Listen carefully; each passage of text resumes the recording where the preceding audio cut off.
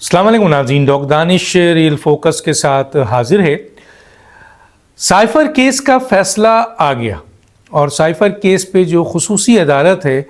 उसने इमरान ख़ान और शाह महमूद कुरैशी को 10 साल सज़ा सुनाई है। अभी जो इस फ़ैसले के बाद यकीनन एपीलेट अदालतें मौजूद हैं, हाई कोर्ट मौजूद है, फिर सुप्रीम कोर्ट मौजूद है। इससे पहले कि मैं अदालती फ़ैसले पे जाऊं, मैं ये बात ज़रा बताना चाहता हूं कि साइफ़र के हवाले से इमरान ख़ान साहब ने, शाह महमूद कुरैशी ने और दूसरे लोगों ने जो बहुत गैर ज़िम्मेदारी का सबूत दिया था, यकीनन ये कोई मामूली बात नहीं थी। आपको पता है पाकिस्तान की तारीख़ में अदम एतमाद की तहरीकें आती रही हैं मुख्तलिफ़ सियासी जमातों पे और अदम एतमाद की तहरीक कामयाब नहीं थी। लेकिन ये पहली दफ़ा है कि इमरान ख़ान साहब की हुकूमत पे अदम एतमाद आया और अदम एतमाद कामयाब हुआ। और उस सिलसिले में इमरान ख़ान साहब ने जो आपके उस वक्त वो वज़ीर आज़म थे और उनके जो स्पीकर थे और उनके जो सदर थे, उन्होंने मिलकर अदम एतमाद जो एक आइनी तरीक़ेकार है किसी भी इलेक्टेड हुकूमत को हटाने का, और जो आइनी तरीक़ेकार से इनको हटाया गया था, उस पर इमरान ख़ान साहब, डिप्टी स्पीकर, स्पीकर और सदर साहब की जो भी उस वक्त के इक़दाम थे वो सब गैर आइनी थे। चुनांचे वो गैर आइनी इक़दाम पे सुप्रीम कोर्ट ने आपके अदम एतमाद जो असम्बली तोड़ने का फ़ैसला इन्होंने किया था, वो असम्बली बहाल की और फिर अदम एतमाद की तहरीक पेश हुई और इमरान ख़ान को उसमें शिकस्त हुई क्योंकि उनके अपने लोग उन्हें सपोर्ट करने को तैयार नहीं थे। अब उसके बाद इमरान ख़ान साहब ने एक बयानिया लेके फौरी तौर पर निकले और एक पेपर उन्होंने लहराया और उस पेपर को उन्होंने कहा कि ये मेरी हुकूमत के ख़िलाफ़ साजिश की गई है। और ये पेपर जो है, फिर उन्होंने बाद में बताया कि ये पेपर अमेरिका की तरफ से पाकिस्तान की हुकूमत को एक धमकी थी,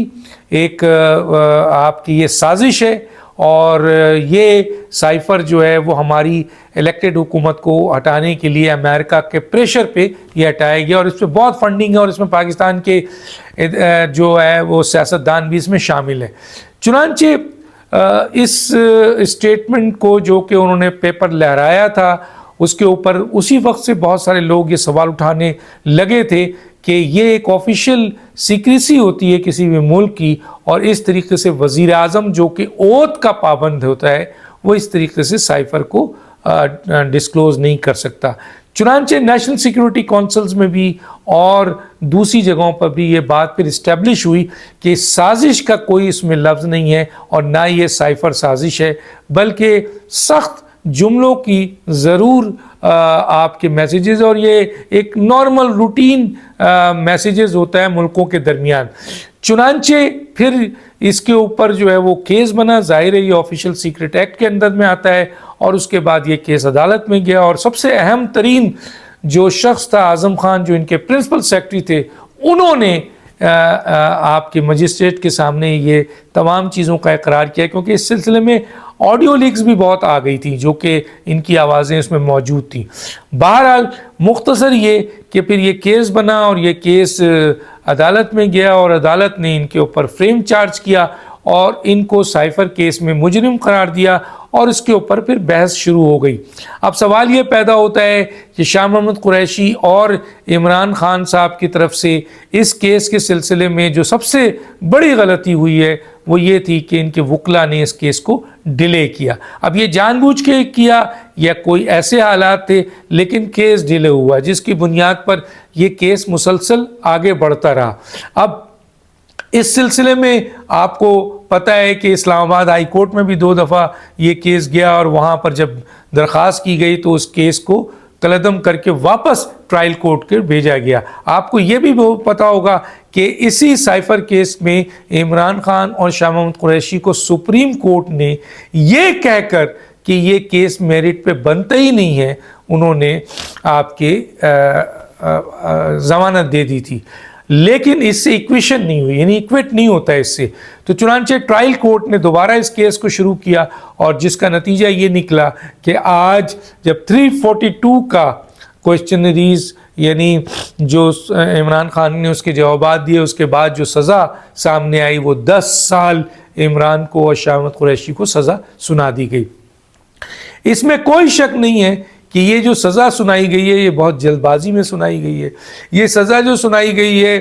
یہ اس میں جج صاحب نے کئی قانونی نکات کو چھوڑا ہے۔ آپ کو ایک بات بتا دوں، پاکستان میں کئی ایسے مقدمات ہیں جن میں آپ اگر 1958-56 سے لے لیں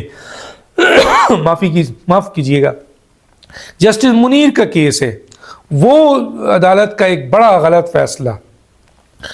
ذوالفقار علی بھٹو کا ایک غلط فیصلہ، انکانسٹیٹیوشنل ان لافل فیصلہ، انتقامی فیصلہ، پھر پرویز مشرف کو ویلیڈیٹ کرنا وہ فیصلہ، پھر یوسف رضا گیلانی صاحب کو حکومت گرانا وہ فیصلہ، اور اسی طرح میاں نواز شریف صاحب کو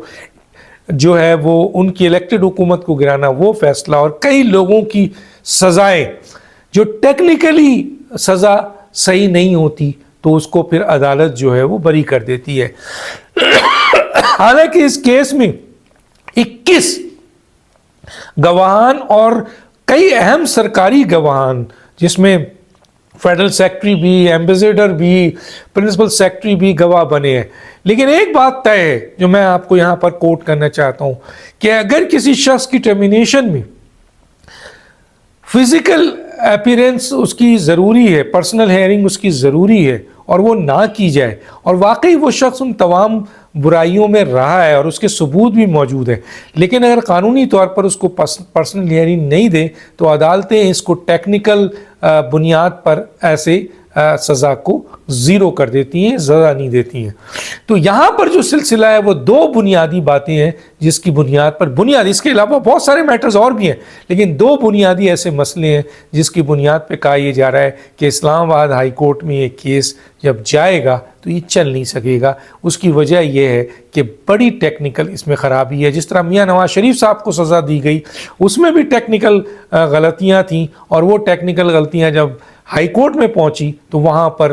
جو سزا دینے والے یا پروسیکیوٹر ہیں یا جو ادارہ ہے وہ کھڑا نہیں ہو سکا۔ اسی طرح اس کیس میں بھی جب اس وقت کھڑے نہیں ہوں گے، کیونکہ اس کیس میں دو بنیادی باتیں، دو اہم ترین باتیں، ایک تو یہ کہ اس میں کوئی شک نہیں ہے کہ عمران خان کے وکلا نے کیس کو ڈیلے کیا، جان کے ڈیلے کیا یا ویسے ڈیلے کیا، لیکن ڈیلے ہوا، لیکن اس کے اوپر عدالت نے ایک اسٹیٹس کونسلز بنا دی۔ یہ اسٹیٹ کونسل عدالت صرف ایک صورت میں بنا سکتی ہے، اور ایک صورت کیا ہے کہ جب وہ یہ دیکھے کہ ملزم کے پاس وکیل کرنے کا استعداد نہیں ہے، پیسے نہیں ہے، تب اسٹیٹ کونسل جو ہے وہ بنتا ہے، ورنہ اسٹیٹ کونسل بنا کر جرا کرنا یہ قانونی طور پر مکمل طور پر غلط ہے اور یہ فنڈامنٹل رائٹس کے خلاف ہے۔ دوسری جو امپورٹنٹ بات ہے وہ یہ ہے کہ سپریم کورٹ کا جب فیصلہ آیا تھا بیل کے اوپر تو انہوں نے یہ کہا تھا کہ یہ بیل اس لیے دی جا رہی ہے کہ کئی قانونی جس کے ساتھ ساتھ یہ لگتا ہے کہ یہ کیس میرٹ پہ بنتا ہی نہیں ہے، تو سپریم کورٹ کے اس فیصلے کو یہاں پروسیکیوشن نے کور نہیں کیا ہے، یہ بالکل ابھی تک زندہ ہے۔ تو یہ جب ہائی کورٹ میں جائیں گے تو یہ دو ایشو ایسا ہے، یہ دو پوائنٹس ایسا ہے جس میں لگتا یہ ہے کہ ہائی کورٹ اس کیس کو فارغ کر دے گا۔ چنانچہ اب جو مسئلہ ہے وہ اپیل کا ہے، ظاہر ہے کہ اب اپیل پہ جائیں گے، لیکن بظاہر اس وقت شاہ محمود قریشی اور عمران خان کو سائفر کیس میں آفیشیل سیکرٹ ایکٹ کے تحت 10 سال کی سزا دی جا چکی ہے۔ اب یہ سزا کب تک ٹھہرتی ہے، کتنے دن اپیل چلتی ہے، بظاہر لگتا ہے کہ اپیل داخل ہوگی اور یہ کیس میرٹ پہ ختم ہو جائے گا۔ وقت بتائے گا ختم ہوتا ہے یا نہیں ہوتا ہے۔ ڈاکٹر دانش کو یاد دیجیے۔ اللہ حافظ۔